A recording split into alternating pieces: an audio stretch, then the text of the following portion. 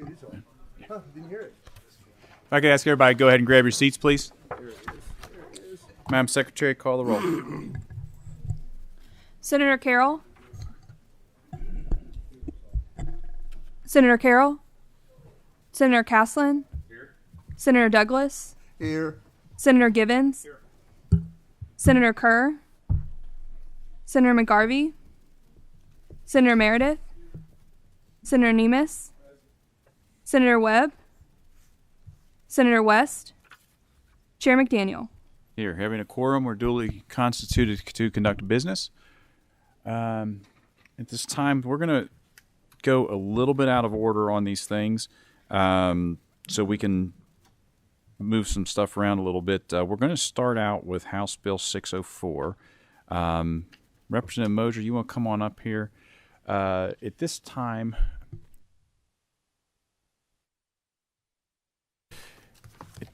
there is a committee substitute on House Bill 604.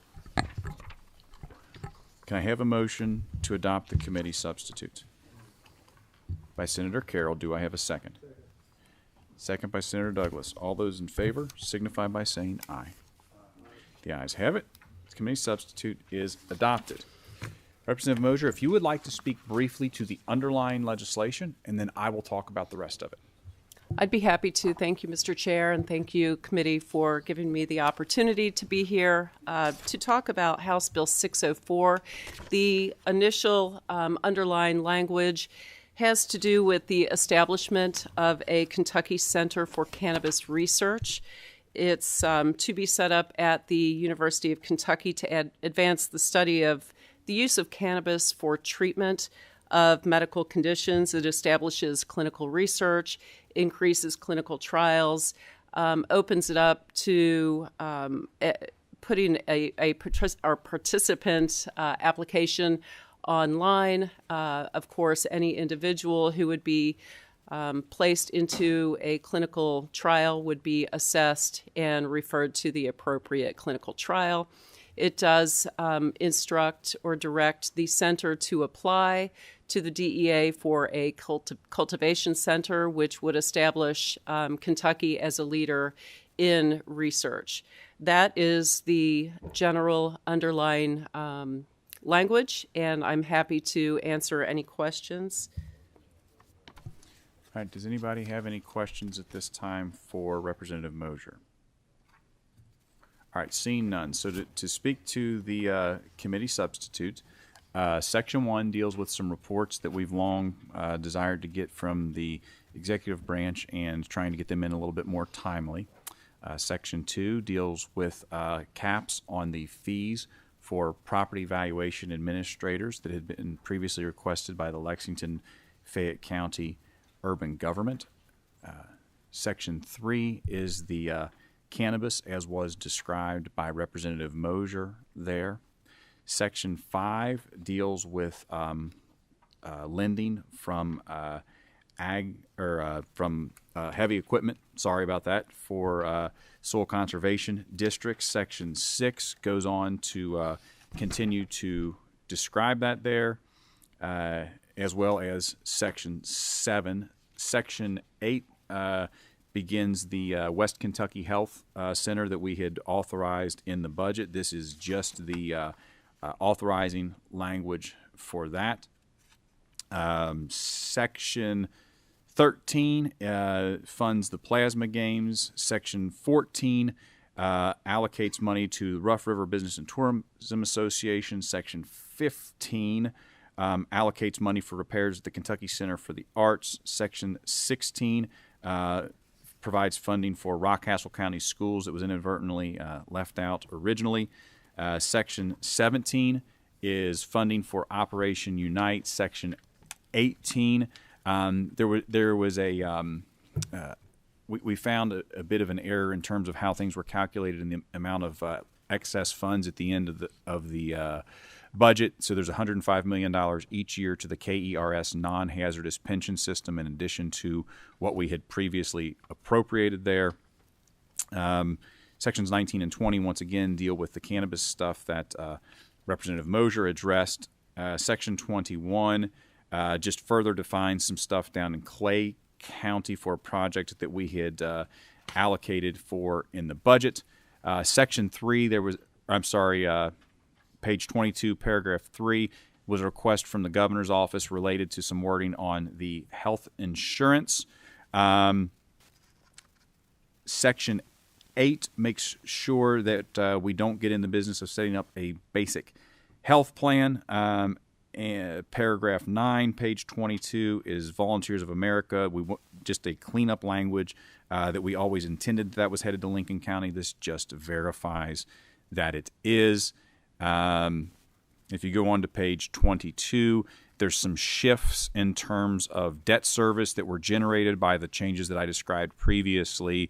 And the State Fair Board, there's a shift of $20 million that was in the second year of the budget into the first year of the budget. And that is the essence of the sub.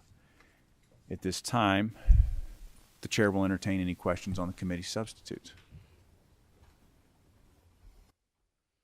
Seeing none, I have a motion from Senator Givens. Do I have a second?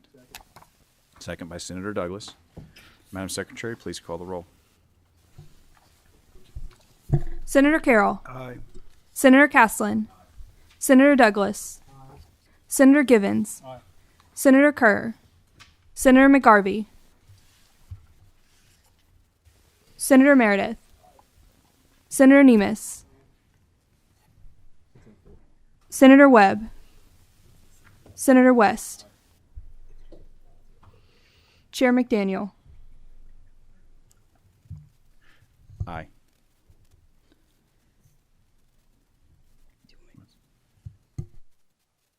Senator McGarvey votes aye.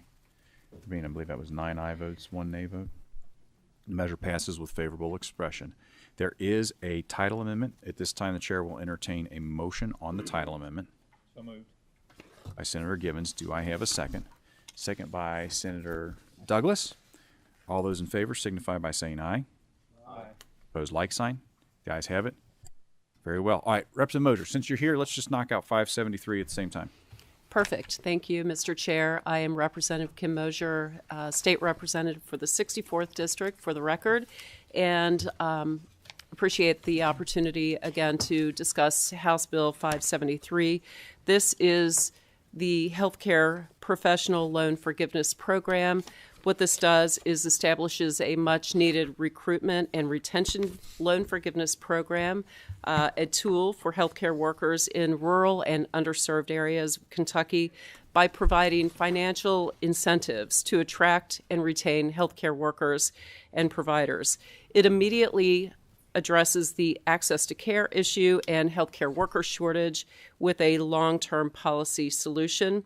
I am happy to answer any specifics, any questions that anyone has about this measure.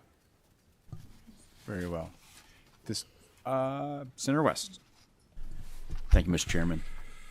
The requirements that are in the bill for UK to come up with these metrics, what do you envision that being? For instance, do you envision part of the requirement being that a doctor has to practice so many years in a rural certain area? Is that where we're headed? Yes, thank you for that question. It is. The Kentucky Office of Rural Health has a framework in place. What this does is expands that framework, and it does require that any healthcare worker who has their loan forgiven would work for 2 years in an underserved area, as the Kentucky Office of Rural Health determines through an assessment need. And the details of that will be left to the Office of Rural Health, but what they envision is creating a certain number of slots in certain areas so that it's really not open to interpretation on the part of the provider. So there's existing language, and they're just going to build on that. And, okay. That's right. And I did fail to mention that there's a sub. All the sub does is it takes the money out of the end of this one. That's the only change because the money is in the budget already. That's right. So if I could have a motion on the sub. So moved. Senator Givens, do I have a second? Senator Caslin. All those in favor signify by saying aye. Opposed, like sign. The ayes have it. All right. Senator Carroll. Thank you. And Representative Mosier, appreciate the bill. What fields does this cover under the definition of healthcare worker? So initially, this started with a loan forgiveness program for physicians only, and it has been expanded to nurses, audiologists, APRNs, social workers, you name it. We have tried to address all of the high need areas. And again, the Kentucky Office of Rural Health is working with us on this, has worked with us to determine those high need areas. So it does expand the healthcare workers. Would who it are cover eligible. the certification for a CNA? CNA is a different certification. This covers any 4-year degree or above. Okay. Thank you. Thank you, Mr. Chairman. Very well. Do I have any other? All right. Can I have at this point, can I have a motion on the bill as amended by the Senate Committee Substitute? Senator Givens, do I have a second? Senator Caslin. Madam Secretary, call the roll. Senator Carroll. Aye. Senator Caslin. Senator Douglas. Senator Givens. Senator Kerr. Senator McGarvey. Senator Meredith. Senator Nemes. Senator Webb. Senator West. Chair McDaniel. Aye. 9 aye votes, no nay votes. The measure passes with favorable expression. Thank you so ma'am. much. There is a title amendment. At this time, can I have a motion on the title amendment? Motion. Senator West, second by Senator Douglas. All those in favor signify by saying aye. Aye. Ayes have it. Very well. Okay, so next up we're going to do House Bill 659. Once again, there is a committee substitute to this bill that I will explain. Can I have a motion on the Senate committee substitute? Senator Carroll, do I have a second? Second. Senator West, all those in favor signify by saying aye. Opposed, like sign, the ayes have it. Okay, so this one actually, this is just the cleanup to the revenue bill that we had previously passed. Pretty simple. Section 1 strictly relates to the fee paid for collection of the cigarette tax, raising that up to 1.5 cents per 20 cigarettes. Section 2 does a number of things. First of all, it adds an additional year of data collection related to the implementation of House Bill 8. It moves the electric vehicle tax and fees to 2024, which was always our intent anyway. And then lastly, it conforms with the 2021 IRS code, which a lot of you will recall one of the big sources of consternation was that restaurants actually had a different funding source for their PPP type loans than the rest, and this just brings us into conformance as it relates to those folks. This time I'll entertain any questions from the committee on all of that. Seeing none, and having a motion from Senator Givens, do I have a second? Second. From Senator Douglas. Madam Secretary, call the roll. Senator Carroll. Aye. Senator Caslin. Senator Douglas. Senator Givens. Senator Kerr. Senator McGarvey. Senator Meredith. Senator Nemes. Senator Webb. Senator West. Chair McDaniel. Aye. Being 9 aye votes, no nay votes, the measure passes with favorable expression. There is a title amendment. Can I have a motion on title amendment? So moved. Senator Givens, do I have a second? Second. Senator West, all those in favor signify by saying aye. Opposed, like sign, the ayes have it.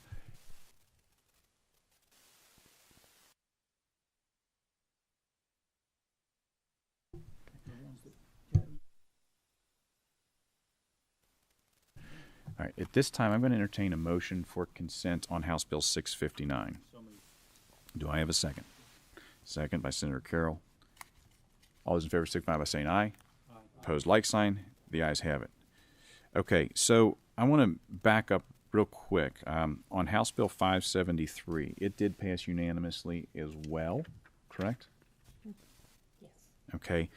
I'm going to entertain a motion for consent on House Bill 573 by Senator Givens. Do I have a second? Senator Douglas. All those in favor signify by saying aye. Aye. Opposed, like sign. The ayes have it. It goes on consent. Very well. Okay. Last up, House Bill 308, Representative Heath.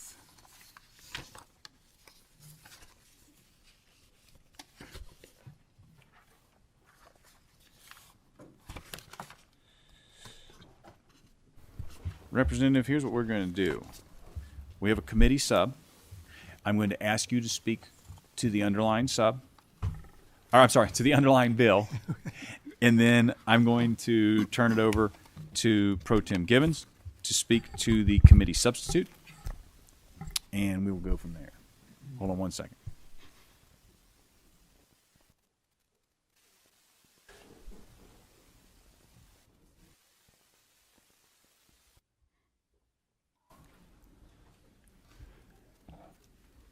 Okay, so there is no sub. So let's hear about the bill. Thank you. Representative Richard Heath, District 2. I'll let my guests introduce themselves. I'm John Blanton, representative for the 92nd District.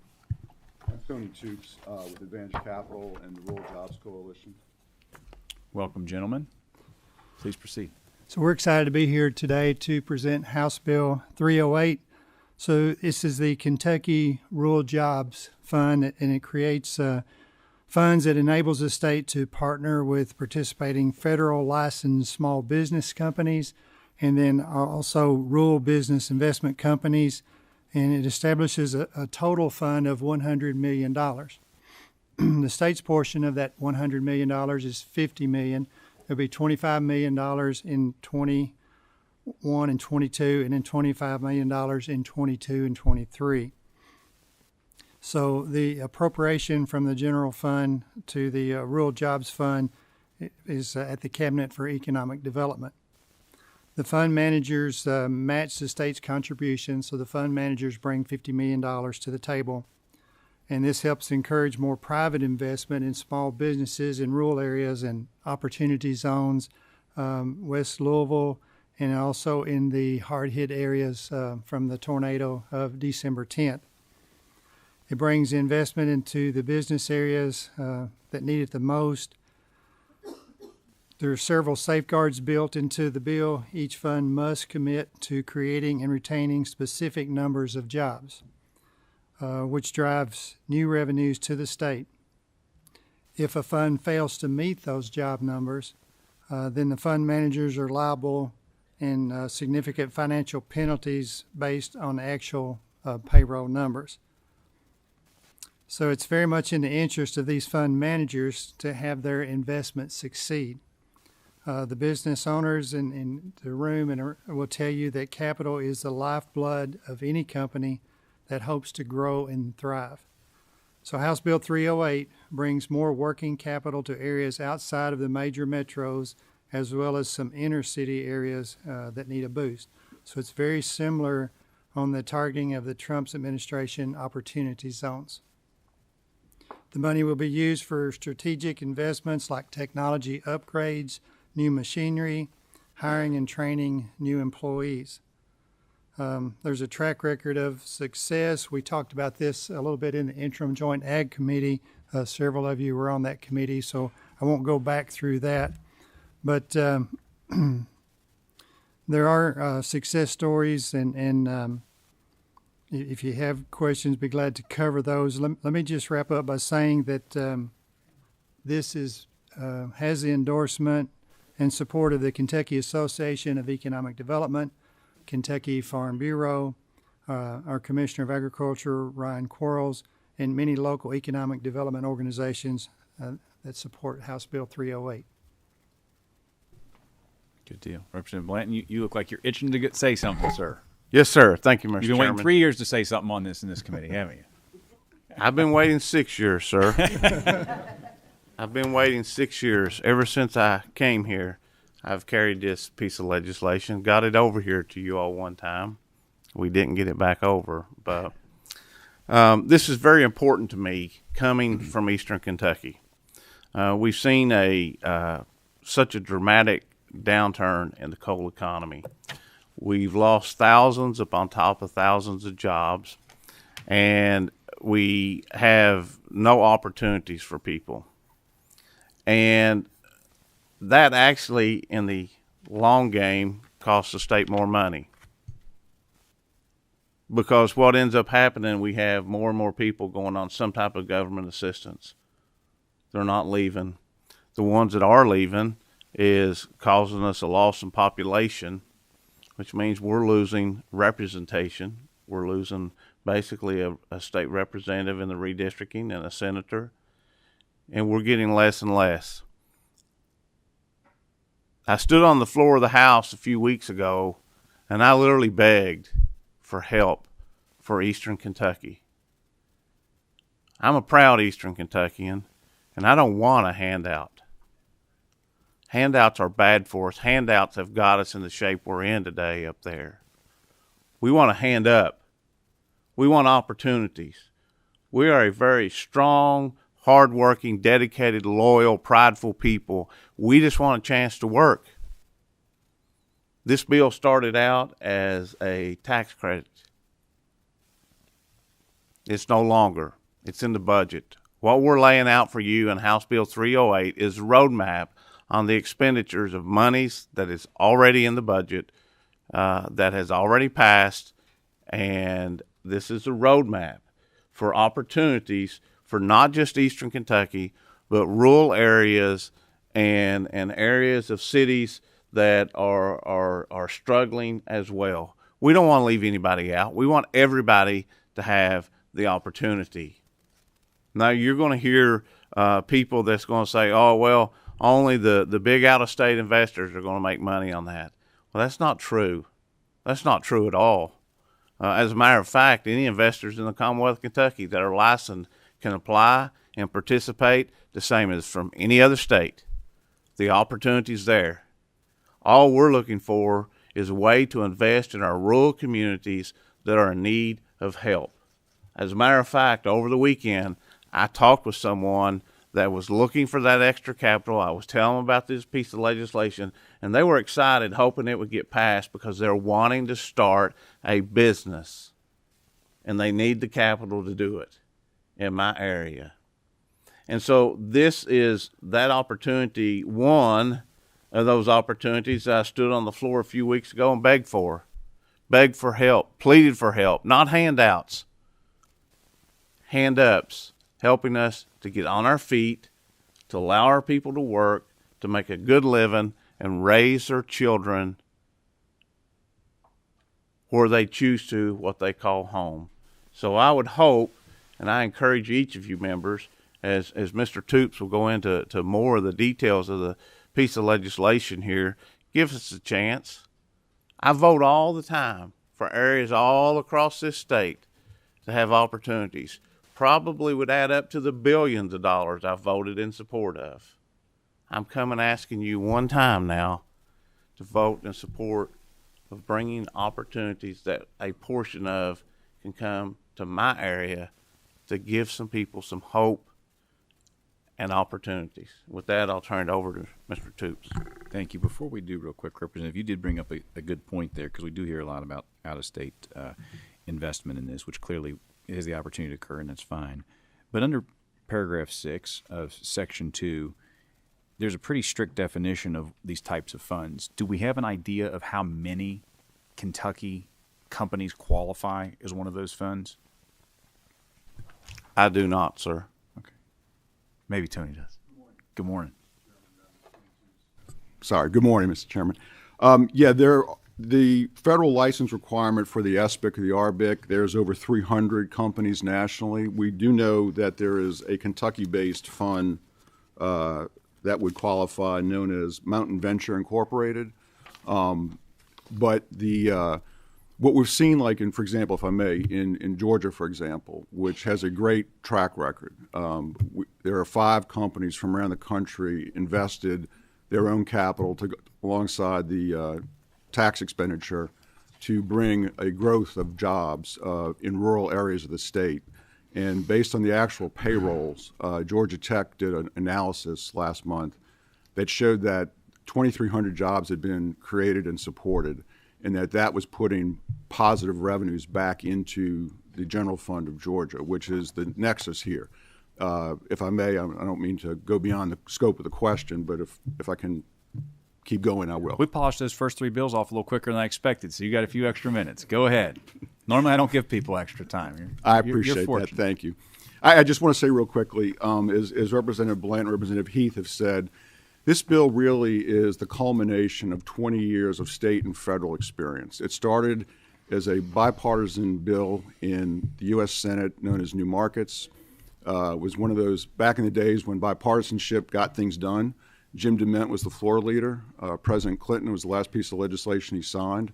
And that has rolled this model, this paradigm of private and public capital into new markets. This goes to low-income communities, which tends to center in the urban areas.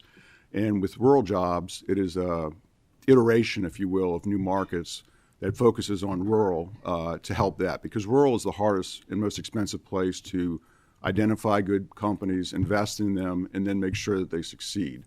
And one of the key gatekeeping items here is that at the time of the application, the federally licensed applicants that are agreeing to come in and match their own dollars with the state money have to do a business plan that shows and commits to a specific job creation number.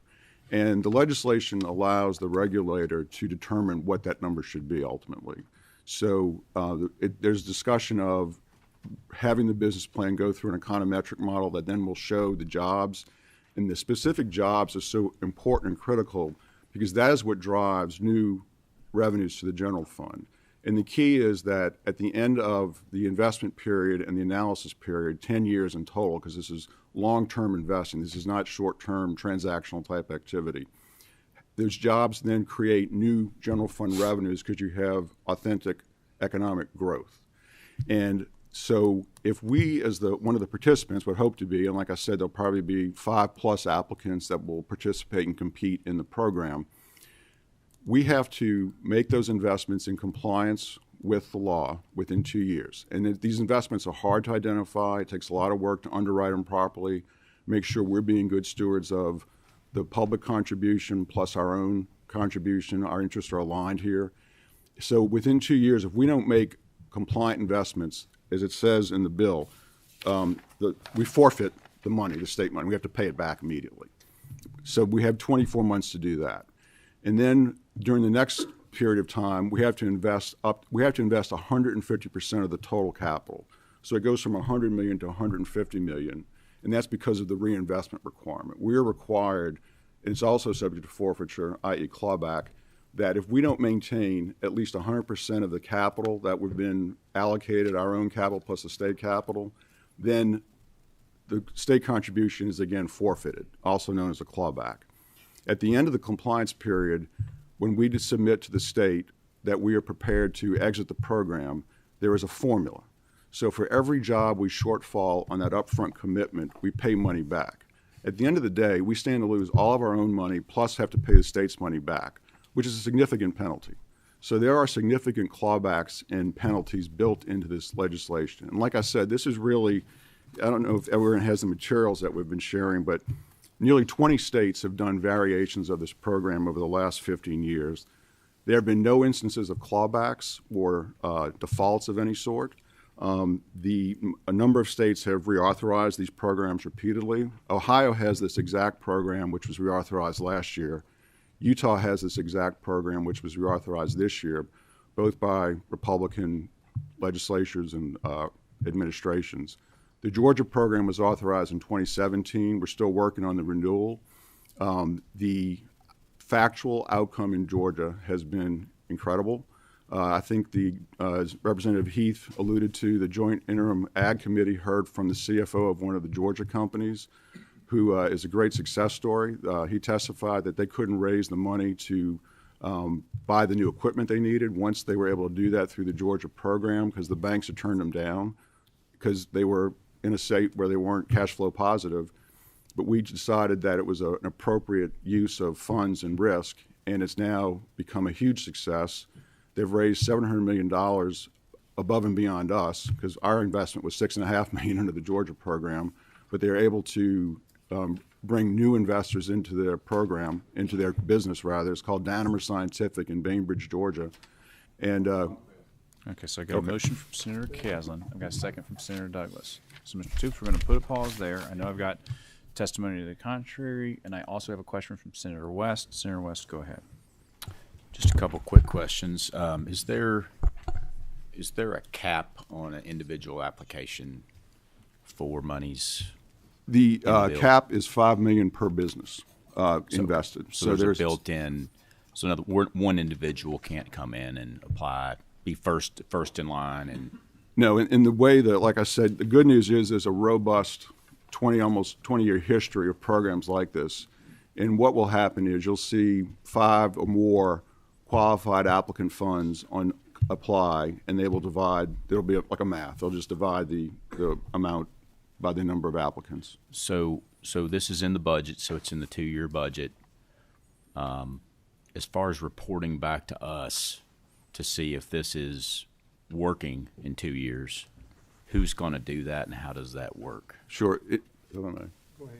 Do you want to? In the bill, there are reports. First of all, the funds can ask the cabinet have to tell the cabinet up front where they're putting the money. Then once they make the investment, they report back to the cabinet. I think it's the Joint Interim A&R Committee, and then there are annual updates on those reports. And there's also plenary regulatory authority to the cabinet in the legislation so that they can make additional requirements if they want. They also have the right to audit, subpoena, et cetera. Thank you. All right. Senator Givens?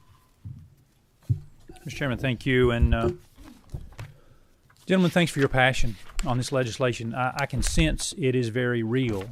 And so the questions I'm going to be asking is to probe some and to a level of comfort that I can get to, that we're going to achieve your passion and achieve your goal. That's my guiding principle in asking the questions I'm going to be asking. Mr. Toops, good to see you again. Thanks for your work in this space. There are times it's got to be successful and times it's not. What's the loss ratio? How many times do you lose an investment? Luckily very low, like I'd say less than 5%. You know, it's like we discussed the other day, Senator, it's like a baseball game. We have base hits by and large, there'll be an occasional strikeout, and then there'll be occasional home run. And remember, at the end of the day, the funds are the ones responsible to the state for creating the jobs and sustaining the jobs, and will be liable for the financial penalties and repayment. That's why you have well-qualified funds, so that if we sustain, say, it's like a portfolio. If one company, for example, does not succeed, it's then incumbent on us to go out and find the companies that make up the loss and then more to make the state whole with the job creation.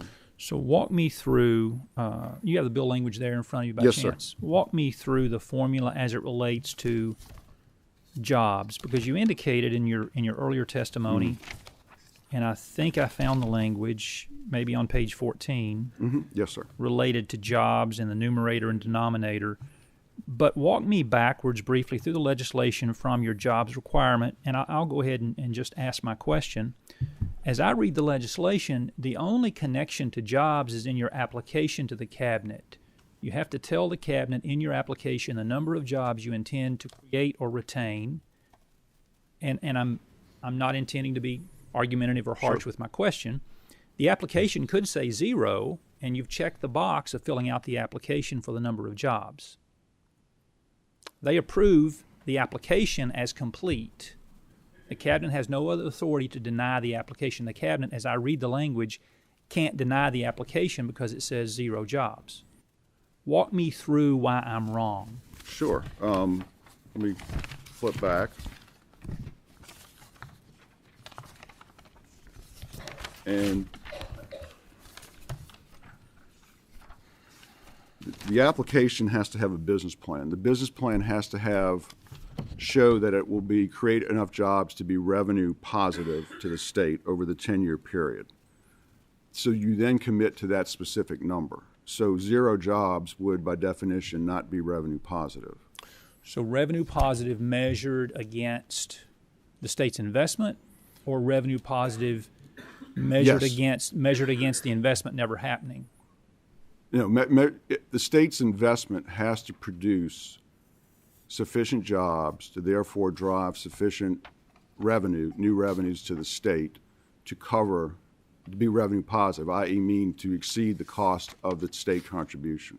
So if your fund were to get an allotment out of this portion of monies, let's say out of state funds $5 million. Under this language, you have to match that with $5 million of investor money. Correct. Then you have to show a business plan to the state that says the state is going to get back more than $5 million. Correct. Excellent. Correct.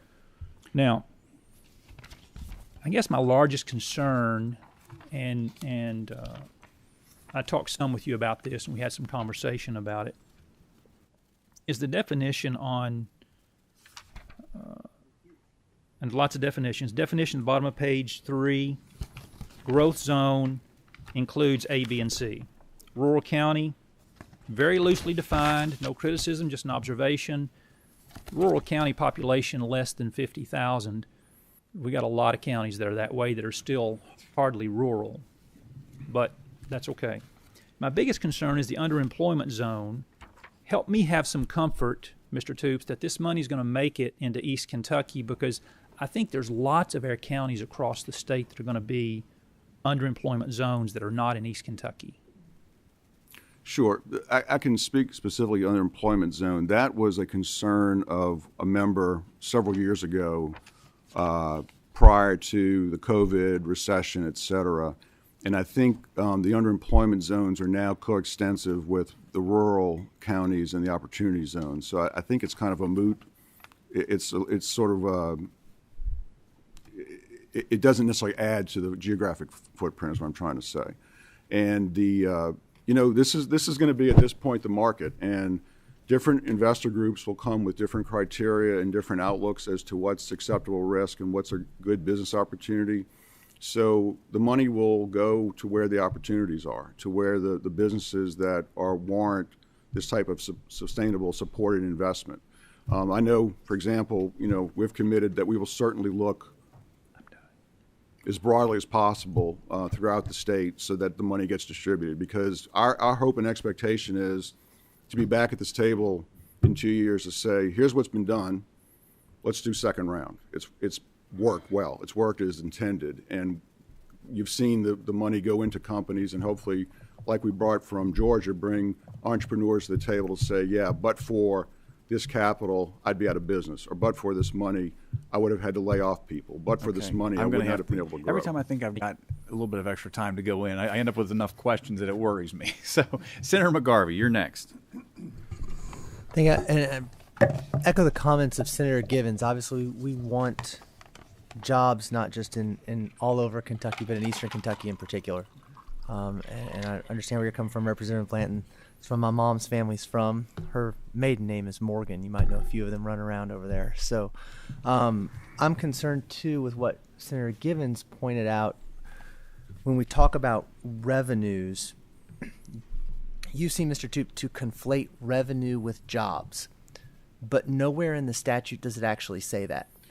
And what I see is when it says that you must have revenue that exceeds, that revenue could come from jobs not created in Kentucky, but simply from sales tax. So if you actually get revenue, which does not mean jobs, and the statute does not say means jobs, you could have a fund employing out-of-state or out-of-country call centers that generate a positive revenue in Kentucky and then qualify under this fund, correct? No, sir. That's absolutely incorrect.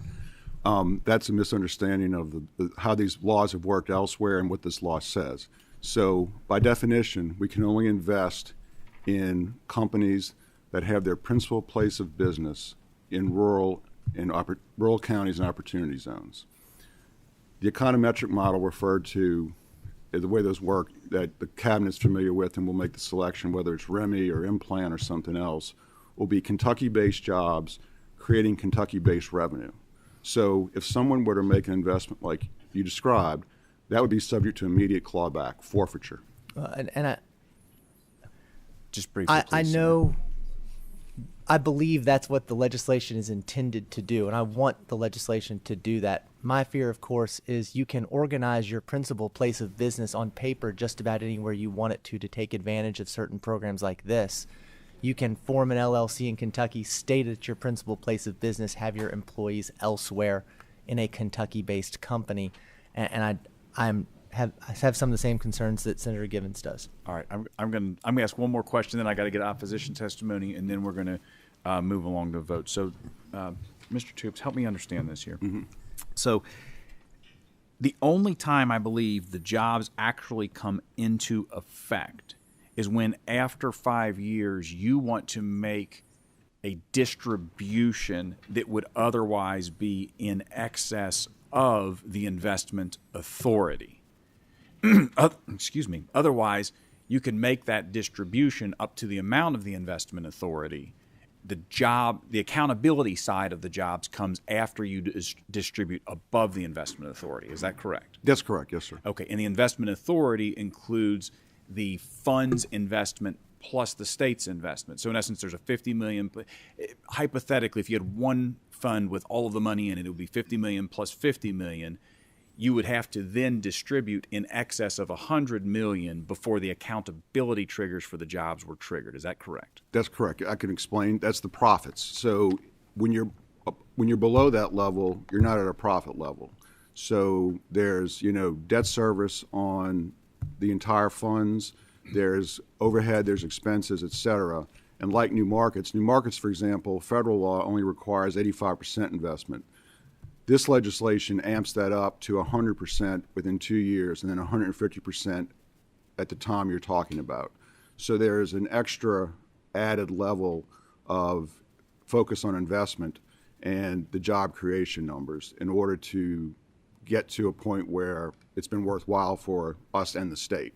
Otherwise, we're looking at having wasted our time and not made any money, not made any profit. So again, it's alignment of the state's interest with job creation and new revenue production, together with the private sector coming in and feeling that it's worth their while to also drive this capital to areas that are not getting it otherwise. Very well, thank you. One more to Senator Givens, and then we're going to shut the question. Thank you again. Very quickly, on page 8, you're tying some pieces together for me. Thank you for your indulgence. Under 4C, the revenue impact assessment that you mentioned earlier is there as part of the application. Right. I'm on page 8. So at the front end, we have a revenue impact assessment. Show me in the back end where that ties back. So if you look at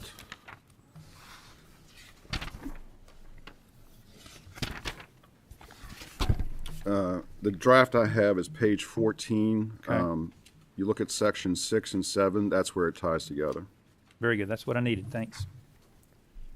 All right, at this time, gentlemen, I'm going to ask you to take a seat behind you there. Pam, come on up, ma'am. And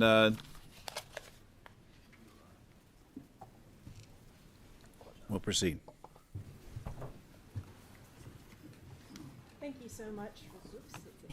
Thank you so much for allowing me to be here this morning. My name is Pam Thomas, and I work for the Kentucky Center for Economic Policy. And before that, I know many of you because I spent over 20 years actually staffing this committee. And one of the favorite things that I liked about my job when I worked here was working with legislators, trying to make the words of a bill understand or match their intentions. And sometimes that's hard. So I'm really, really focused on and spent many years drafting bills and paying attention to words and what they really say and listening to legislators and what they say they want to accomplish and trying to put those two things together. That was one of my primary goals. And actually, that's what I really, really miss in not working for the legislature now, is helping with those things. And so I'm here today to not really talk to you about any opinions that I have about whether this bill is good or bad, but to instead talk to you about what the words in the bill actually say and what that will mean if you pass the bill. So and the other thing I want to say before I start in that, and I'll be as brief as I can and succinct as I can, is that I think that Representative Blanton and Representative Heath are dead on in what they say about the needs for rural Kentucky. I've been looking at what's happening with tax bases. I've been looking at what's been happening with their property tax bases. In some of those counties in eastern Kentucky, they have a collection rate that is 25%. People aren't paying their taxes. So when you think about that, they really are in a horrible situation. They're losing population, they're losing revenue, and I do believe that there is a crisis coming for counties in Kentucky because of all of these things with revenue. So I completely support what they're trying to do with this bill and the understanding that they need to invest in rural communities in Kentucky. But unfortunately, this bill as currently written doesn't really do that. As Representative Blanton mentioned, House Bill 308 has been a tax credit until now, and now it's an appropriation, and that makes it even more concerning, honestly. So I'm going to focus first on three kind of overarching things, and then I'm going to walk you through what would happen or what could happen under the words in the bill if a fund gets money. So as Mr. Toop said, there is a consortium of 5 or 6 companies that sort of promote this legislation nationwide in the states. They're all companies that do new markets programs. They're all probably in opportunity zones now too, which are both big federal tax credit programs. And they do this together. And so when he says 5 or 6 companies will apply, that's probably true. And it's the same 5 or 6 companies that will apply. So it's a very, very narrow definition of the companies that can apply, and that is intentional. The second thing that I want to mention is that there really is no discretion in the words of the bill if a company does submit all of the required paperwork. There is no requirement that there be positive jobs in the bill. Now, even if they said 10 or 12 jobs, which isn't very many jobs, and there is no discretion that I can see in the bill that the cabinet could require that, because there's a specific provision in the bill that says that the cabinet can't reject an application that meets all of the requirements above. So I don't see any discretion that the cabinet could actually require that or reject an application. And then talking for a minute about that business plan, it dictates exactly how that business plan has to be determined and how the revenues have to be determined. So that tells me that, again, the cabinet has no discretion to require other things. And it takes into account savings by the state. It uses a dynamic scoring model, and it would be very difficult over 10 years using a dynamic scoring model, taking into account savings by the state, which I'm guessing, I don't even really know what that is. But the other thing to keep in mind with that is that the independent third-party consultant is paid by the entity that is filing the application to get the incentives in Kentucky. So you can kind of put it together that nobody's going to file an application if they don't have the positive revenue. And as I've mentioned before, there actually are no job retention or creation requirements in the bill. The last thing that I want to mention before I walk you through what would happen if the bill passes is that, you know, the 2 words that are in the name of the bill are jobs and rural. So let's talk about rural for just a minute. The way that the population is defined, 101 out of the 120 counties in Kentucky qualify. Then there are 3 other counties added because of poverty guidelines. Those are a little bit bigger. But then when you bring the opportunity zones in, every single county in Kentucky except Oldham County you can invest in. And the reason why is because Oldham County doesn't meet the population guidelines, the poverty guidelines, and has no opportunity zones. I'm not sure why.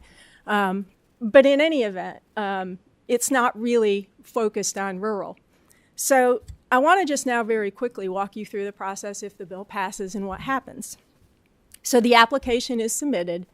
Let's just assume it's these 5 companies. The amount of money is divided among those 5 companies, and they all get their allocation. Then they've got a very short period of time, 60 days, to go get their investors and report back to the cabinet that they've got those investors. And then what happens is they get a check from the state for the state portion of that. And they don't have to invest in one business in Kentucky for up to 2 years. So what that means is you're going to be in session 2 more times before the first investment would have to be made by any of them in Kentucky. So what happens during that 2 years to the state money?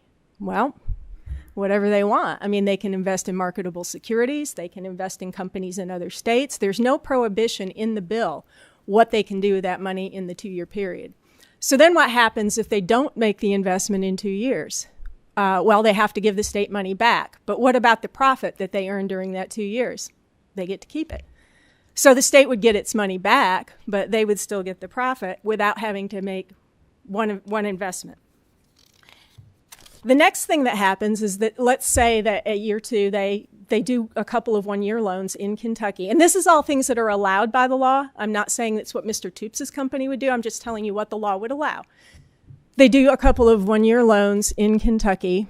And after so that's year 2 to 3. Expiration of the loan, they get the money back. What the law says is that then they've got another entire year before they have to invest in Kentucky again. So what happens to money during that entire year? Whatever they want. Then let's say they do another set of those kinds of loans.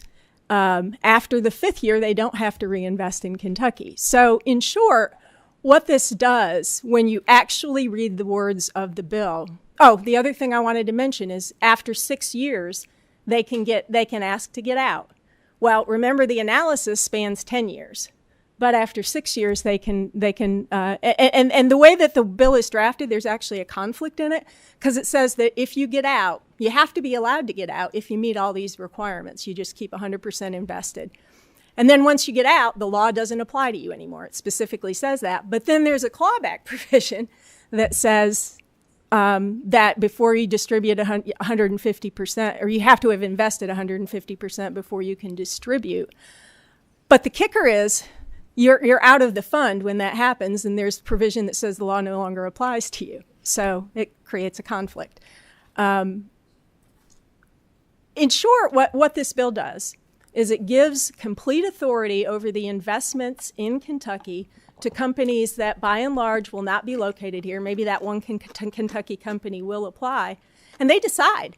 I mean, they can do whatever they want. There's a lot more that I could say about the words in the bill, but I know the time is limited. If anyone has any questions, though, about it, I've got the line and page numbers all here, and I'm happy to share and show every single one of you where these things are in the bill. That's what the words say. Okay, we're going to spend about 2 or 3 minutes on some brief questions, and then I'm going to give the bill's sponsor about a minute to wrap up anything that he would like to say in conclusion. Do you see any questions at this time? No. Pam, thank you for your time, Thank ma'am. you so As much. always, we appreciate it. Representative Heath,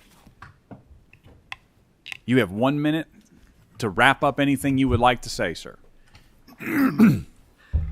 Obviously, that's the first I've heard of those statements, and I'm wondering if Tony would be better qualified to rebuttal that. I appreciate Tony, but I want to hear from you as the sponsor because I have a commitment to the floor leader that I will have us to the floor on time. So. Sounds good.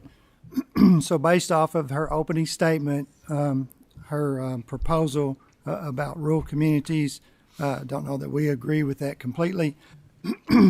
Their KSEP's alternative to encourage private investment in rural company. I mean, we're bringing a proposal to you. What's their proposal? Maybe they should have written the bill. And then rural job programs have a successful track record proven to save companies and create jobs, and we can supply you with that track record. We've talked just briefly about them today. So obviously, I'm still on board with the bill and would encourage passage. Very well. At this time, I have a motion. Oh, I'm sorry, Senator Carroll, I promised you. All right.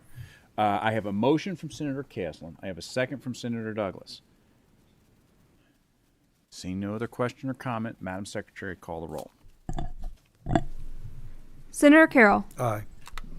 Senator Caslin. Aye. Senator Douglas.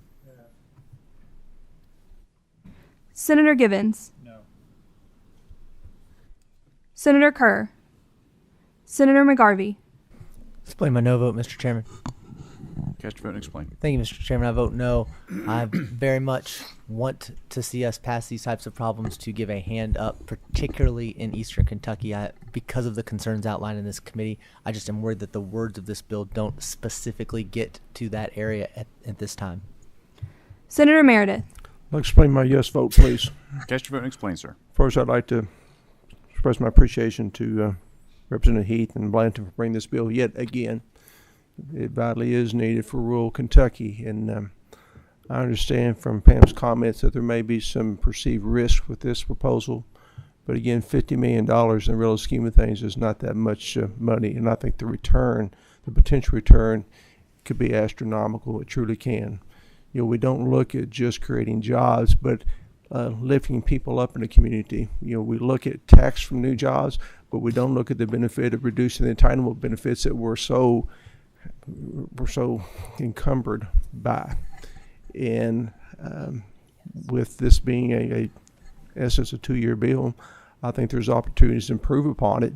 And quite truthfully, I think we can and possibly come back in 2 years from now and do another bill that expands upon this. I would hope we could, but we have to address this. You know, a lot of people talk about they see poverty, but they don't know poverty. And for the last 2 years, we have fought this COVID crisis, and it's been terrible. But the impact of that pales in comparison to poverty. And we keep making this distinction about Eastern Kentucky and the rest of the state. What we've seen from this last census is it's widespread, just like COVID has been. It's in every county in our state, but most pronounced in rural communities. And I've yet to see anybody come up with a comprehensive plan about how we're going to address poverty in Kentucky. And I'd hope if nothing else, this becomes a platform for that. We need a comprehensive plan rather than just throwing things at left and right, a comprehensive plan to bring jobs to Kentucky. And I think this is a good experiment. I appreciate there may be some risk, but again, the companies, if they want to take advantage of this, not to the advantage of Kentucky, then it's going to be your reputation, it's going to be their future, they're going to be locked out everywhere else. So again, I recognize the risk, but I think the upside potential is tremendous. So again, I vote aye. Senator Nemes? Explain my aye vote. Briefly, sir. I normally don't like to take this kind of risk, but I have faith in you all. And Senator Meredith is squeezing me and pinching me over here, so I'm going to vote yes. Senator Webb? Senator West? Chair McDaniel? No.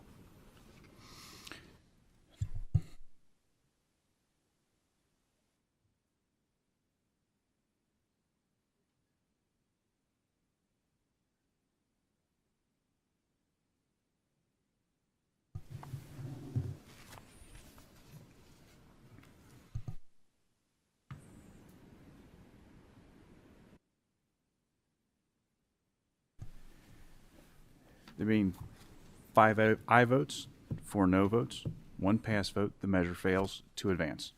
Thank you, gentlemen, for your time. Thank you. Seeing no other business to come before the committee, we'll stand adjourned.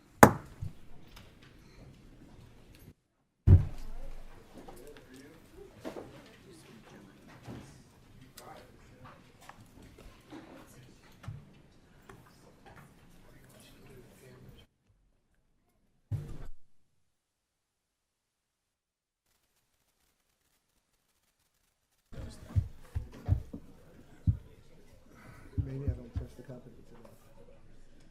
I don't. That's my. What she was saying is Yeah. yeah, it'll go 5, it'll come in and switch. Yeah. And I can see $5 million. I did not see $5 million happening. And I went over it 4 times.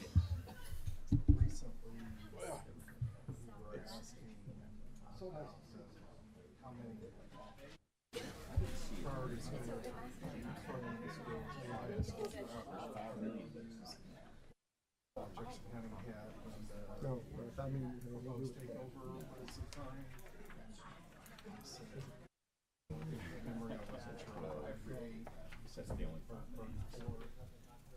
checked with our district data folks.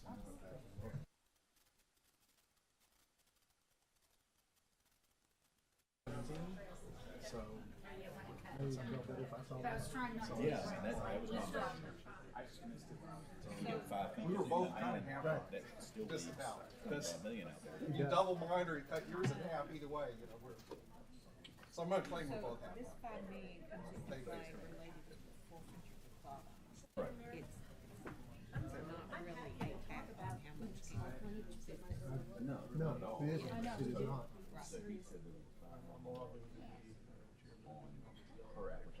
Correct. There isn't. Okay. All right. That's what I thought. I just want to make sure.